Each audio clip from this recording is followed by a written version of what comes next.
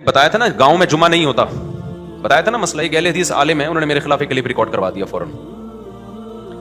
میں نے اس پہ دلیل بھی دی تھی کہ گاؤں میں جمعہ نہیں ہوتا. کیوں؟ صحیح حدیثوں میں یہ مضمون ہے کہ نبی صلی اللہ علیہ وسلم کے پیچھے صحابہ کرام گاؤں دیہاتوں سے باریاں لگا کے جمعہ پڑھنے آیا کرتے تھے مدینہ میں. یہ باریاں کیوں لگاتے تھے؟ کیونکہ وہاں گاؤں میں جمعہ نہیں ہوتا. وہ جمعہ پڑھنے کے لیے نا گاؤں کے لوگ آتے تھے، اس دفعہ ان کی باری ہے، یہ جا کے وہاں جمعہ پڑھیں گے، اور اگلی دفعہ ان کی باری. تابونا کے الفاظ ہیں، صحیح حدیث ہے یہ. کتنی بڑی دلیل ہے. حالانکہ ظہر کی نمازیں تو وہ باریاں لگا کے نہیں پڑھنے آ رہے نبی کے پیچھے، فجر کی نمازوں میں باریاں نہیں لگا رہے، عصر کی نمازوں میں باریاں ان کو پتہ یہاں ہو جاتی ہے، جمعے میں باریاں لگا رہے ہیں وہ.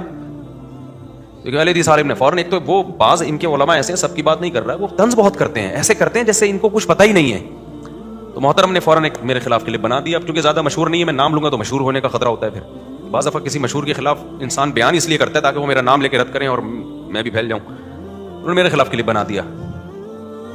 اس حدیث کا کوئی جواب نہیں دیا. کتنی بڑی دلیل ہے یہ.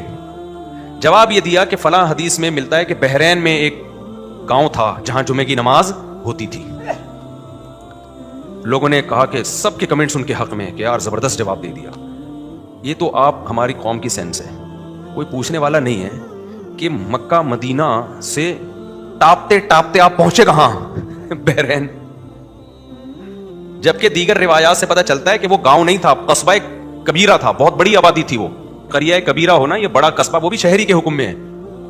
یہ تو خود اس بات کی دلیل ہے کہ اگر بحرین کے کسی گاؤں میں ہو رہا ہے اور بیچ کا کوئی گاؤں آپ کو ایکسپلین کرنے کے لیے نہیں ملا، تو یہ تو ہماری دلیل ہے، اس کی علامت ہے کہ واقعی نبی کے دور میں گاؤں میں جمعہ نہیں ہوتا تھا. لیکن لوگوں میں، تبھی میں کہتا ہوں مجتہدین کو فالو کرو. مجتہدین کو، آج کل کے اسکالرس کو فالو مت کرو. بہت خلط مبحث کر دیتے ہیں یہ لوگ، دائیں بائیں بائیں سے دائیں. میں وزیر آباد میں تھا نا، تو 3 طلاق کے مسئلے پر بڑی بحث ہوئی وہاں پہ. میں نے پورا مسئلہ ریکارڈ کروایا کہ 3 طلاقیں 3 ہی ہوتی ہیں. تو کسی نے مجھے اہل حدیث کا فتویٰ لا کے دکھایا، اس میں یہ لکھا ہوا تھا کہ بھائی اب یہ پرانا دور ہے، اب تو لوگوں کو قرآن و حدیث سمجھ میں آنا شروع ہو گیا ہے. تو ان کے الفاظ یہ تھے ان عالم کے کہ دیکھو اب تو مصر میں بھی قانون بن گیا کہ 3 طلاقیں ایک ہوں گی، اور اب تو سوڈان میں بھی قانون بن گیا ہے 3 طلاقیں ایک ہوں گی، اب تو فلاں ملک میں بھی قانون بن گیا ہے 3 طلاقیں ایک ہوں گی. تو وہ بڑے متاثر ہو کہہ رہے ہیں یار مفتی صاحب، یہ اتنے بڑے بڑے ملک 3 طلاق کو ان کی عدالتیں ایک کر رہی ہیں، پرانا قانون ختم کر کے نا 3 طلاق 3 والا ختم کر کے ایک پہ لا رہی ہیں، تو یہ سارے بیوقوف تو نہیں ہیں. میں نے کہا انہی کی اس بات میں ان کی دلیل کا جواب ہے.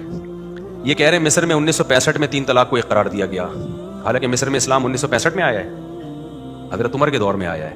یہ تو تبدیلی کے لفظ ہیں کہ قانون تبدیل کیا گیا. اس کا مطلب 1965 تک مصر میں 3 طلاقیں کتنی تھیں؟ 3 تھیں.